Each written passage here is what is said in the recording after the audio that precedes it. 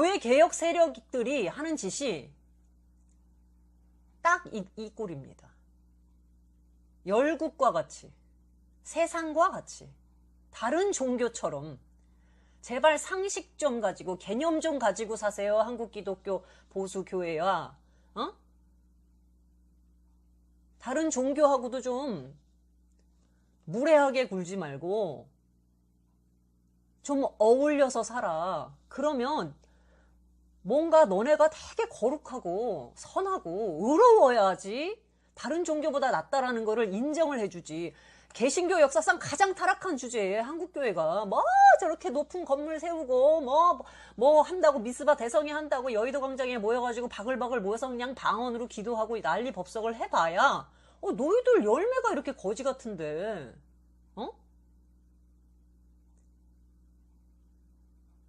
그런 얘기 하는 겁니다. 오늘날 지금 우리 한국 상황에 이 사무엘이 살아 돌아온다 하더라도 이 교회 개혁 세력들이 와가지고 다른 사람 발목을 치면서 하나님을 기다리는 게 아니라 사람의 발목을 치면서 그 약점을 잡아서 개혁이라는 이름으로 자, 우리도 다른 나라의 열국에 있는 그런 체제들처럼 왕의 체제를 세워서 그들이 우리를 다스리게 해주십시오. 세련되게. 다른 나라들이 볼 때도 가오가 있지. 아니 무슨 신정 통치입니까? 지금 그 얘기예요. 사사는 신정 통치하는 거 아닙니까? 모세 시대부터 모세도 사실 그런 신정 체제를 한 거 아니에요? 사사 같은 거죠. 왕이자 제사장이자 선지자. 이 세 가지, 예수 그리스도의 사역이 왕, 제사장, 선지자 세 개인데 이 세 개가 하나로 복합되어 있는 것 아닙니까? 사사 같은 경우에는 전쟁에 나갈 때 사령관처럼 직접 나가서 전쟁도 하잖아요. 그러고 재판도 하고 영감을 받아가지고 선지자같이 하나님 말씀과 계시도 전하고 그러지 않았습니까? 그 체제를 무엇으로 끝장내려고 하는 줄 아세요? 이 사람들이 여호와의 손이 사무엘에 사는 날 동안에 블레셋 사람을 막으심에 사무엘이 사는 날 동안에 이스라엘을 다스렸을 때 사무엘이 사는 날 동안 전쟁이 없었습니다.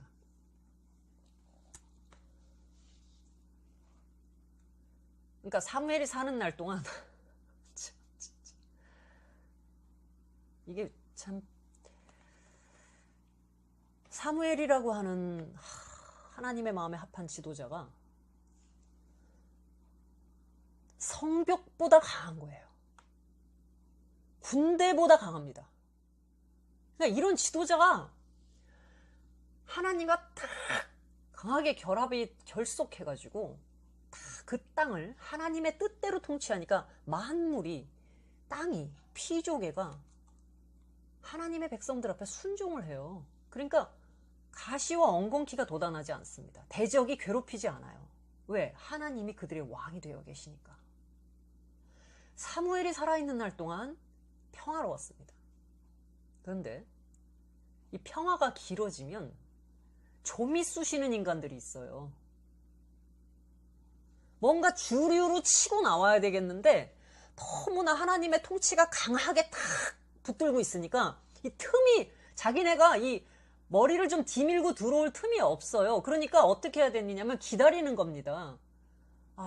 이제 이렇게 보는 거죠.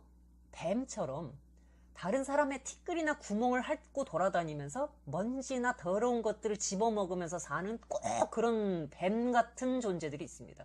다른 사람 죄를 파먹고 사는 그런 존재들.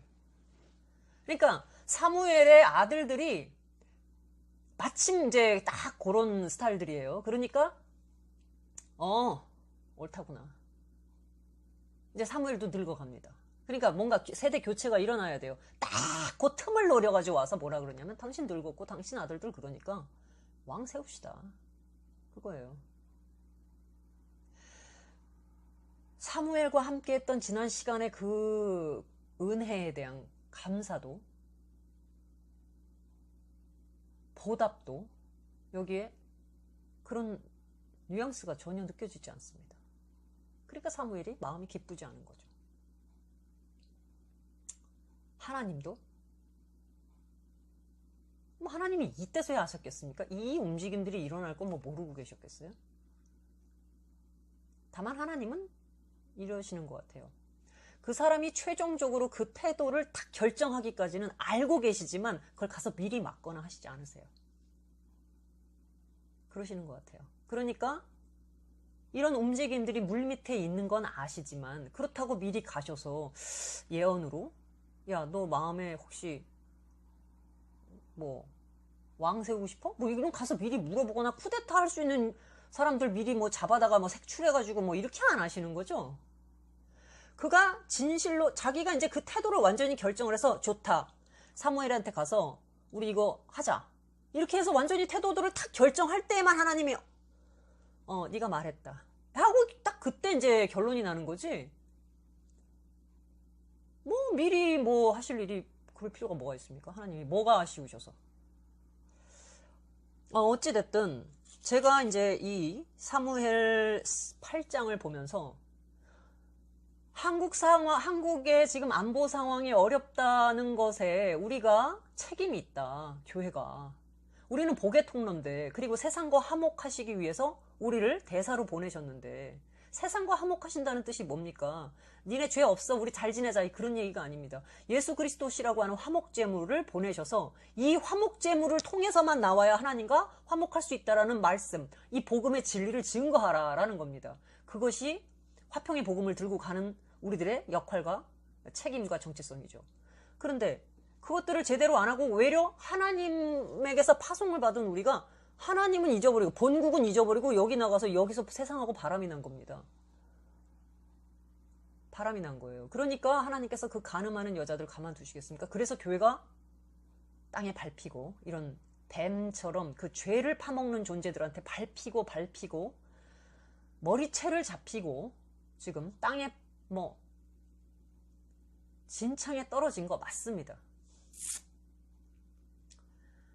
이렇게 머리에 재를 뒤집어 쓰고 머리채를 다 뜯겨서 수치를 당하고 눈물을 흘리며 과부가 될 때,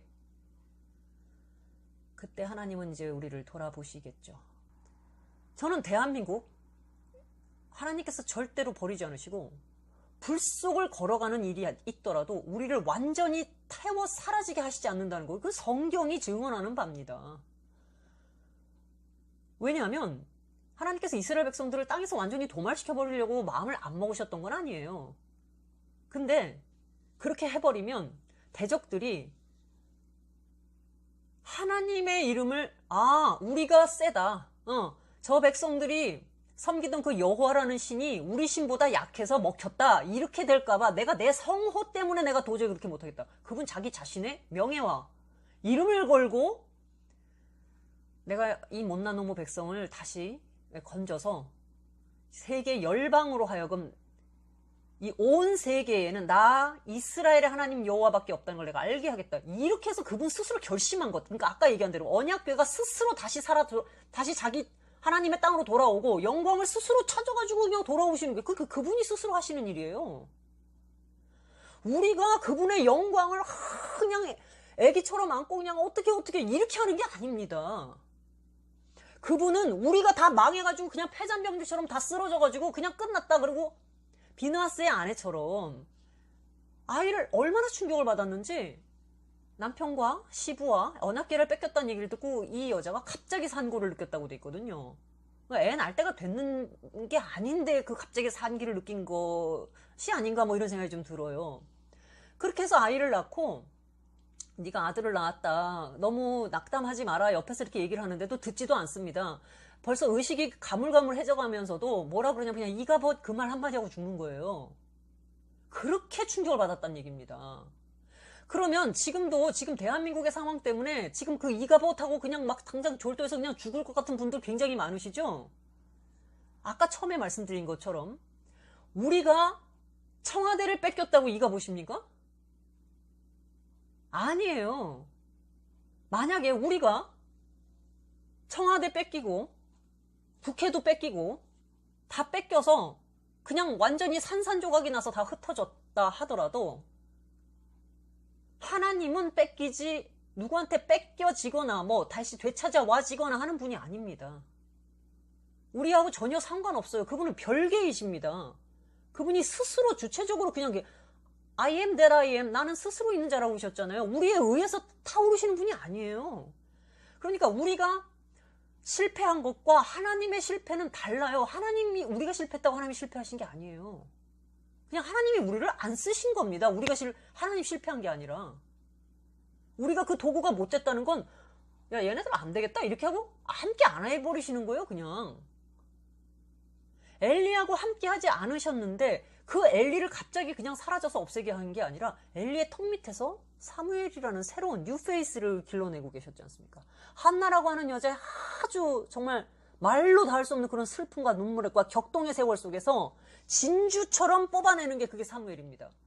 그러면 지금 한국교회도 한나처럼 막 신음하고 아파해서 사무엘을 낳을 것이냐? 아니면 비나스의 아내처럼 아파하고 신음해서 이가봇을 낳을 것이냐? 그건 우리의 믿음에 달린 겁니다. 무엇을 붙들지.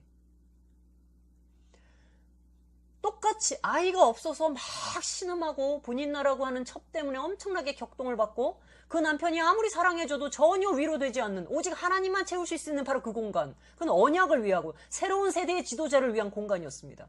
그러니 한나가 아무리 자기 자신을 그냥 어떻게든 워워 해서 달래려고 해도 그게 됐겠습니까? 그게 그 여자의 사명인데? 그러니까 한나처럼 우리가 한국교회가 격동하고 슬퍼하고 우는 것, 저 분인나 같은 저 개혁 세력들, 교회 개혁이라고 무슨 하면서 툭 하면 넌 애도 없잖아. 어? 또 뭐 하나님이 너 사랑한다며 왜 넌 애를 못 낳냐? 이렇게 계속 찔러대는 저런 세력 앞에서 한나가 울죠?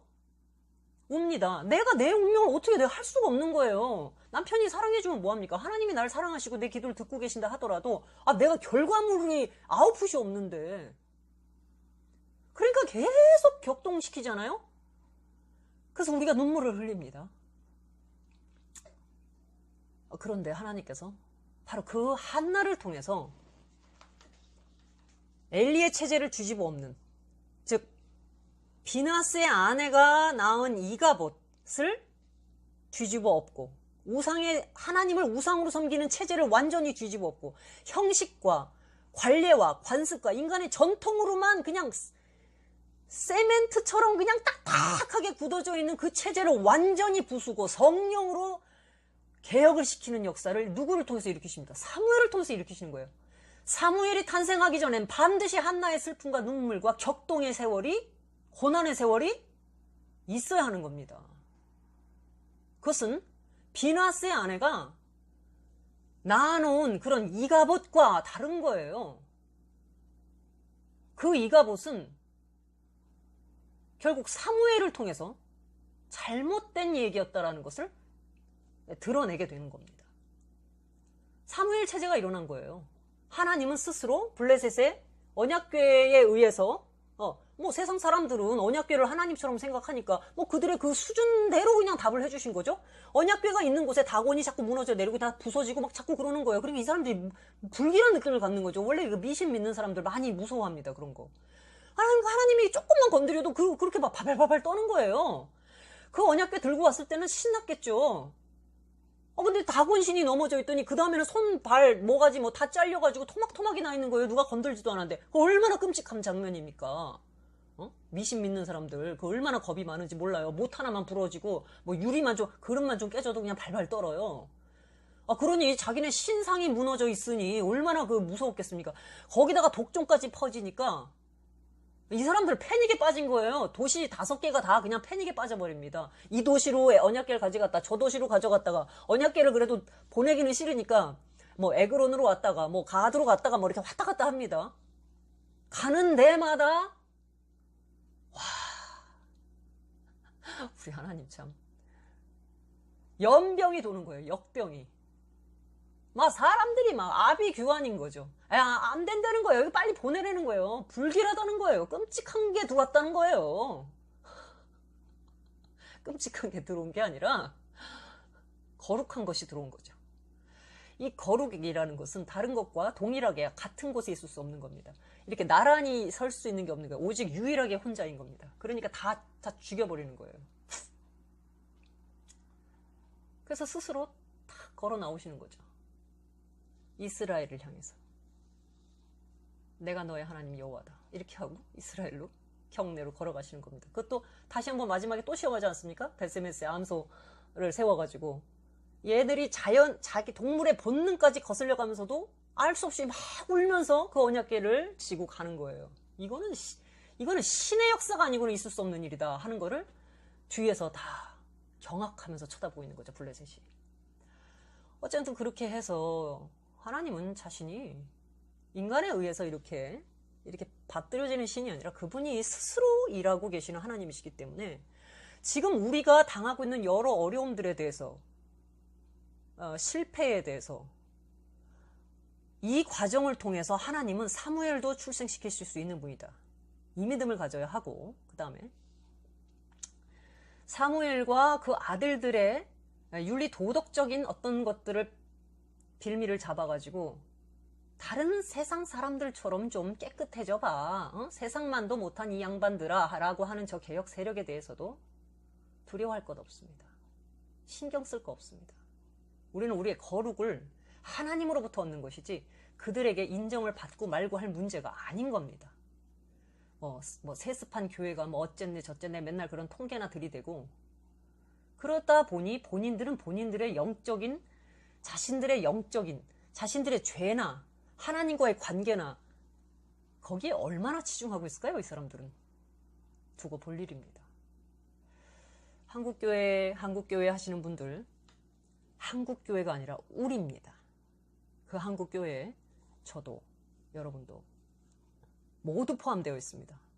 교회개혁을 하고 한국교회의 죄만 열심히 받아 적는 마귀의 참소의 그 참병 노릇만 하시는 분들도 싫든 좋든 한국교회라고 하는 큰 울타리 안에 우리가 다 포함되어 있습니다. 이 연대 책임으로부터 자유로울 사람이 누가 있겠습니까? 다니엘 같은 경건한 사람도 예레미야의 서책을 읽고 70년의 때가 차오고 있다는 걸 알자 주여 우리 죄를 용서해달라 우리라고 얘기합니다. 죄는 우리에게로 돌아왔고 수욕이 우리에게 돌아왔고 공의는 주께로 돌아갔나이다 이렇게 얘기합니다. 그런데 교회 개혁하시는 분들 한 번이라도 이 한국교회 사랑하는 한국교회라고 울어보신 적 있습니까? 하나님 저분들의 죄 다 우리 죄입니다. 우리입니다 라고 아파하신 적 있습니까? 꼬리 자르게 하지 마십시오. 하나님께서 오히려 수치를 당하고 할 말이 없어서 무안해서 입을 다물고 서 있는 부패한 목사들보다 그 옆에서 희죽희죽 웃으면서 진짜 못 말려 라고 하는 고매하신 당신들에 대해서 더 차가운 표정을 짓고 계신다는 것을 당신들이 성령을 받은 분들이라면 그 정도는 아시게 될 겁니다. 참 왜 이런 얘기까지 해야 되는지 모르겠습니다. 자, 우리는 한나가 됩시다. 사무엘을 탄생시키는 한나. 하나님의 진정한 통치를 이 땅에 가져오는 한나. 그러기 위해서 먼저 우리가 많이 울고 군인나에 의해 격동되더라도 끝까지 소망을 잃지 않고 절대로 패배감, 패배의식 따위는 우리한테 어울리지 않습니다. 왜? 우리는 승리하는 운명을 가지고 태어난 사람들이기 때문입니다. 여기까지 하겠습니다.